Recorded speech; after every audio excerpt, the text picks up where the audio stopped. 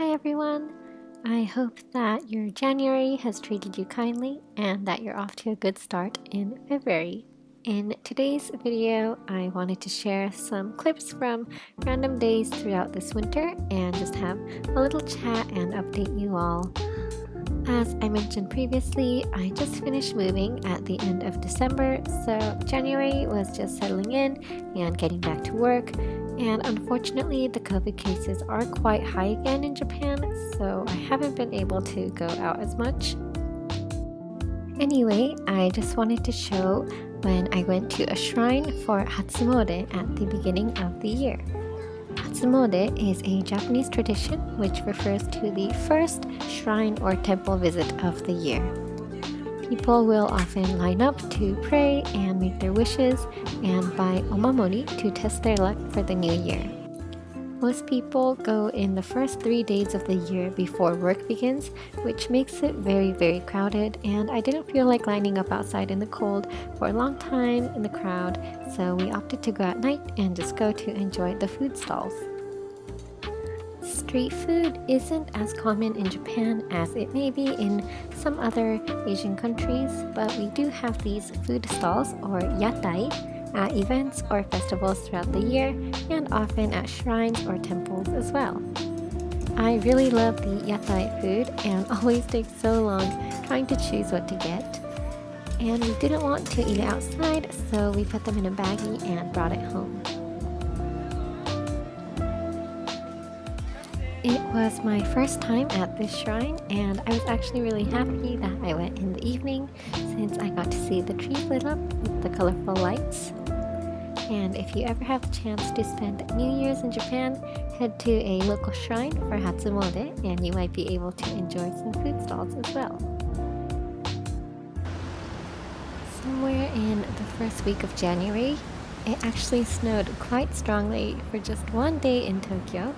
And I was super excited since it usually only snows maybe 1 to 3 days of the year in Tokyo, and I don't think I've ever seen it snowing this much, so I was really happy and I went out to take some photos and videos to show you all. I went out to Shibuya, which was nice since I got to see both the city buildings covered in snow and also snow falling on the small shrine in Shibuya as well. When snow falls in Tokyo, I always feel so rushed to enjoy it as much as I can because I don't know when I'll see it next. In Tokyo, it's never enough to pile up a lot, but it still feels so different and so magical, and I really think it's so beautiful. It does cause a lot of problems though, since most of us aren't really prepared for it and we don't have good shoes for snow, and I also saw many shop owners desperately trying to clear the snow in front of their shops with whatever tools they could find. And of course, the train delays are quite terrible.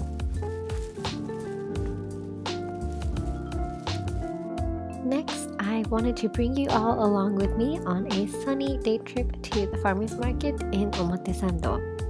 From Omotesando station, it is just a straight few minutes walk, and it is called the Farmers Market at UNU since it is held every weekend in front of the UN University. It was a gorgeous day outside and I wanted to do something but didn't know quite what to do, and then my friend suggested going here, which was perfect since I had actually never been to the farmers market before and I'd always been curious about it, so we spontaneously decided to meet up and explore the Aoyama farmers market together. So this is the United Nations University in the Omotesando/Aoyama area, and as you can see, there are lots of different pop-up booths right in front for the farmers market.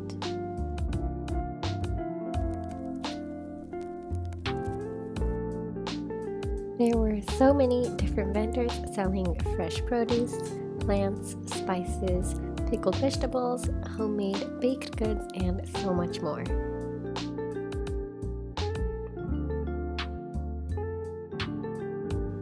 When passing by one of the flower vendors, I fell in love with these hydrangeas that you can see being put out.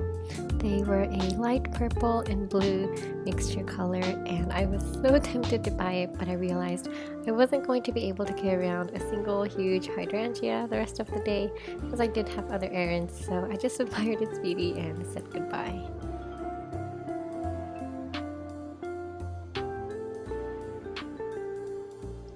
My friend and I roamed around the booths and enjoyed looking at all of the interesting food and goodies that they had to offer. I was searching for and hoping that I could find someone selling beeswax wrap, but unfortunately I couldn't find any.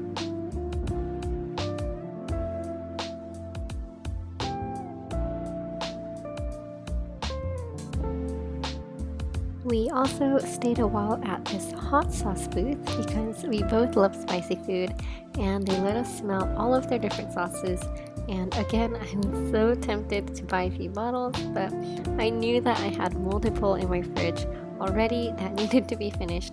So again, I held back and got their name and info for the future. For lunch, we decided to go to Yayoi-ken, which is an affordable Japanese teishoku chain restaurant, and I got the pork cutlet. They had an automatic rice dispenser, which I'd never seen before, for customers to get more rice freely, and you can also choose the amount as well. They also had free dashi for you to pour over your rice, so I finished up my meal with a little bit of dashi rice topped with pickled vegetables. Lastly, I wanted to bring you all along with me to 3 Coins, which is a popular 300 yen shop. There are many 3 Coins shops all over Japan, but this one in Harajuku just opened last fall. This shop is quite big and has a wide variety of items, so I was really excited to check it out. The items sold at 3 Coins are all typically 300 yen, hence the name, with a small selection being slightly more expensive. We call it suriko for short, and I always step in if I happen to pass by one. They sell so many different things such as interior design goods, kitchen items, cleaning supplies, toys for pets and children, trendy accessories, and much more. This specific shop also has a flower corner, a fruit sandwich corner, and several other special selections that cannot be found at other shops. Similar to 100 yen shops, everything at Suriko is always very good quality and very trendy, and I always can't believe that everything is so cheap. They are always coming out with brand new items, so I'm always on the lookout for recommendations online from other 3 Coins fans. If you're moving like me and want some cute stuff for your room, or even a gift if you're traveling to Japan, I definitely recommend stopping by a 3 Coins shop. This time I picked up this rice container that people were recommending on Instagram.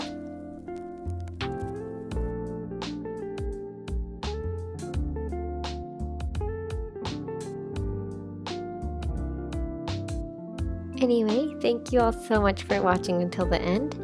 I just recently reached 2,000 subscribers on here, and I am so grateful to each and every one of you.